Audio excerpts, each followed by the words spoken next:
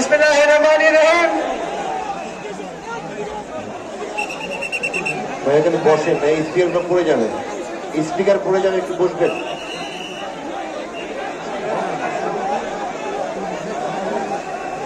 আজকে সাকুয়াতে উপস্থিত এই বিশাল জনসভায়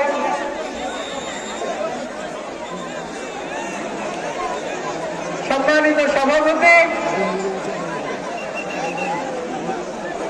বাংলাদেশ জাতীয়তাবাদী দলের সম্মানিত মহাসচিব জনাব মির্জা ফখরুল ইসলাম আলমগীর, বাংলাদেশ জাতীয়তাবাদী দলের সাংগঠনিক সম্পাদক অধ্যক্ষ আসাদুল হক জুলু, বিশেষ অতিথিবৃন্দ, ঢাকা থেকে আসা আমাদের অত্যন্ত প্রিয় ইশরাক হোসেন, আমাদের অত্যন্ত প্রিয় চেয়ারপারসনের উপদেষ্টা দেবী নাজনীন, আমাদের অত্যন্ত প্রিয় জনাব আব্দুল খালেক ভাই সহ, এবং আজকের অনুষ্ঠানের সভাপতি ফরহাদ হোসেন আজাদ ভাই সহ সকল নেতৃবৃন্দকে সালাম ও শুভেচ্ছা জানাচ্ছি। আপনাদেরকে আমি তেঁতুলিয়া, আটোয়ারি, পঞ্চগড় সদর এবং পঞ্চগড় পৌরসভার পক্ষ থেকে সালাম ও শুভেচ্ছা জানাচ্ছি এবং মুবারকবাদ জানাচ্ছি আজকে বিশাল জনসভা আয়োজন করার জন্য। আমি নিয়ম ভঙ্গ করে একটু দেরি করে এসেছি দেখে আমি অত্যন্ত দুঃখিত। আমি দুটা কথা বলে শেষ করে দিচ্ছি। আজকে এই জনসভার যে প্রধান অতিথি জনাব মির্জা ফখরুল ইসলাম আলমগীর সাহেবের যে ইতিহাস, ছাত্র আন্দোলনের 69-এর ছাত্র আন্দোলন থেকে শুরু করে আজকের এই 2024-এর বাংলাদেশের দ্বিতীয় স্বাধীনতা পর্যন্ত যে ইতিহাস, এটা একটা সংগ্রামী ইতিহাস। আপনাদেরকে শুধু এইটুকু বলতে চাই যে আজকে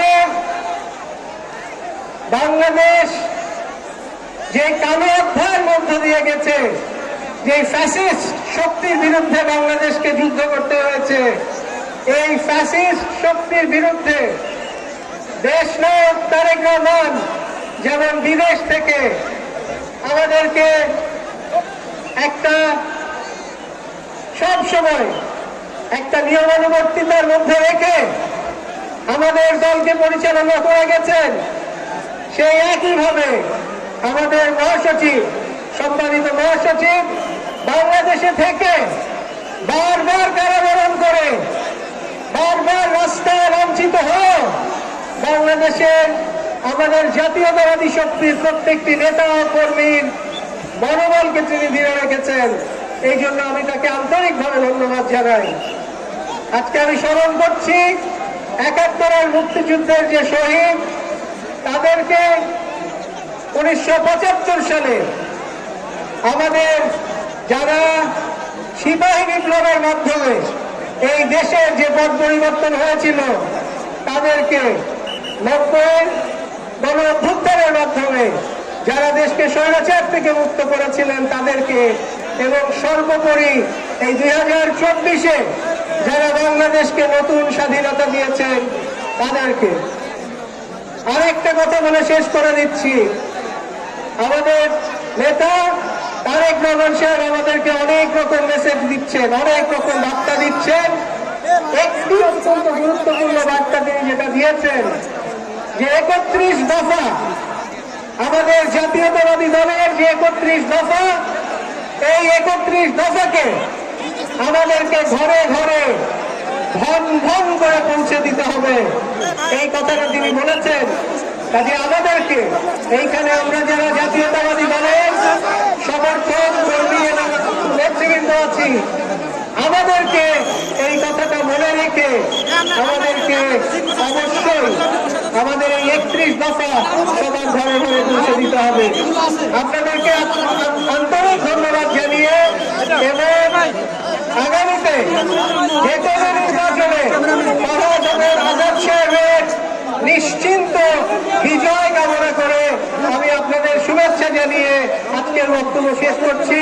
আসসালামু আলাইকুম, আল্লাহ হাফেজ। বাংলাদেশ জিন্দাবাদ, বাংলাদেশ জাতীয়তাবাদী দল জিন্দাবাদ, শহীদ জিয়া অমর হোক, বেগম খালেদা জিয়া জিন্দাবাদ, এবং নতুন করে আমাদের তারুণ্যের অহংকার তারেক রহমান সাহেব জিন্দাবাদ, ইনকিলাব জিন্দাবাদ।